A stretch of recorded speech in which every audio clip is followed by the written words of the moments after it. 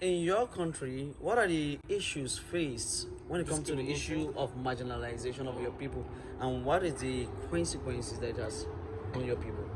I'm going to say it might be controversial what I say. Okay. America have black people, and they have a very derogative term for them. Okay. In my country, I'm the N-word. We are displaced. There's more than 3,000 orphan kids. We have crazy drug problems. 2 weeks before I came to the UN, a 17-year-old girl got shot in her head on a drive-by.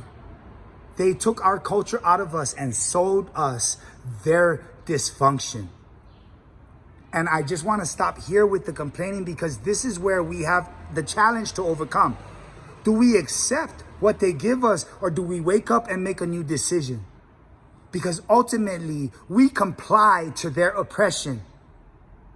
When will we stand up and say no? And not complain for our rights, but live in our rights. Yeah? Right comes from the word right angle. To be erect, to be 90 degrees, to stand on our feet. That is right. Yeah? And they try to destabilize our land, and we allowed them to be perfectly honest. But we won because we're addressing the problem, and we're not fighting anymore. We're winning now. Now, what is the rate of poverty in Hawaii at the cause of your disenfranchisement? Without pulling up specific statistics, we are on the end of the margin on everything. The disparate statistics of Native Hawaiian health, homelessness, employment, and all of this is a function of a structural genocide.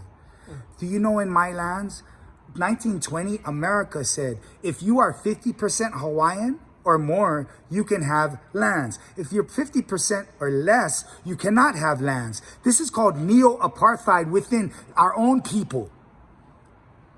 They're separating us from a quantum that doesn't even exist. My kupuna told me, if you have a belly button and I have a belly button, we have to be family. Our color changed when our land and our environment changed. Of lower class and upper class. Yes? And we need to stop buying. We often don't realize that we're using their agenda to argue against them. Now, quickly, if this is not being handled with care, if this is not being resolved, what do you emphasize in the next 15-20 years? Destabilize the ground they walk on. You have to have a 5-10 year plan. You have to be able to not get urgency and to set the board up before you checkmate. Because if you put them in check and it's not checkmate, guess what happens to the king and the queen on our side of the board? And whose fault is it? Ours, because we wasn't prepared, we wasn't ready, we never put in enough time. The one thing I want to say is it's time for us to stop blaming them for what we didn't overcome. I believe in us. And you. Thank you very much.